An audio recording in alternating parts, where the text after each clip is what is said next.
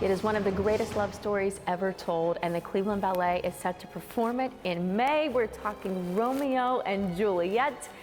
And one of the most important aspects would be the fight scenes, right? So we have the fight director joining me right now. Jeff, thank you for being here, and you're gonna teach me a little something? Yeah. Okay. So this is a rapier. The time period that the show is set in So beautiful. Is a rapier and dagger. So they fight with this in their primary hand, and then during this time period, they would often keep a second weapon in their secondary hand. So this would be used for attacking, and this would be used for defending for the most part.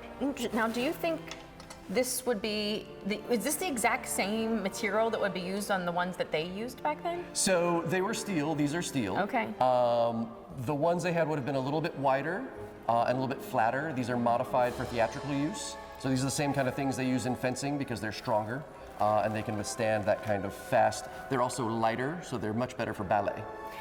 You know, if dancers didn't already have it best with having wonderful muscle definition, then you hold these in your hand for a while. You really get to work out in. So being the fight coordinator, director for this, is this something you've done before? Are you someone who has used swords in the past? So I'm a certified teacher of stage combat and a certified fight director.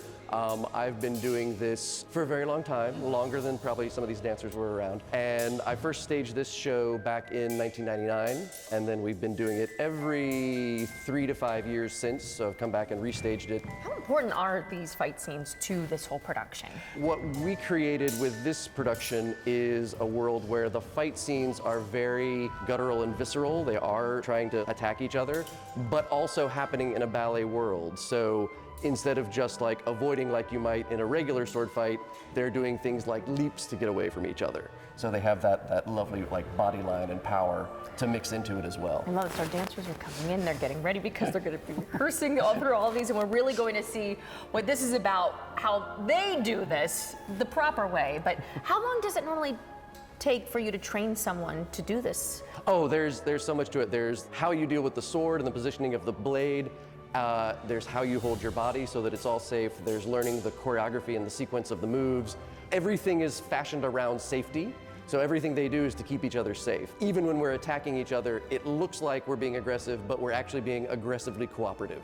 So I'm throwing a cut in a way that is gonna make you safe. And you know exactly where it's gonna come every time. It's all choreographed down to the little details. And so everybody knows what's gonna happen. If something goes wrong, still nothing happens. So everybody goes home. What if Juliet would have had a sword and fought? Huh? That's what this is going to be like as he tries to show me how to do this. I think she would have been a little bit awkward at first trying to learn. Will you show me? Sure. With this sword, what you're gonna do is you're gonna hold it, you're gonna slip your first finger through this ring, sort of like you're pointing. Gotcha. Okay. And then you're gonna hold it, it's a light sword, so you hold it mostly in these first 3 fingers here. Okay. Right? So that gives you the ability to control the point of it very, very carefully. So stance, you want the right foot forward, the left foot back and a little bit out to the side. Okay. You want to sit down just a little bit. The dress is working perfectly for me right now. The technique, so we have safety in the technique. So the technique is you extend first to the target, Okay. and then you lean forward. Okay. And when you lean forward, I block it out of the way. Okay. Boom, boom, boom. A little wider. A little wider. I stopped it with one.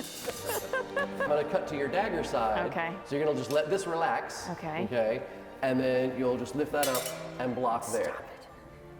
It really, it is a choreographed masterpiece, is what it ends up being, right? I mean, it's amazing. How many different dancers do you have at once? Sword fighting. In the opening fight, there are 2, 4, 6, 7, 8, 9 people with swords all fighting at the same time. Intermixed with that, we have all the rest of the people on stage who are running around pushing and shoving, so they're doing some fight moves as well, but not with weaponry. Well, I'll just leave it to these experts and just enjoy the show because I know it's going to be a spectacular performance. Thank you so much for giving me a little lesson. Thank you.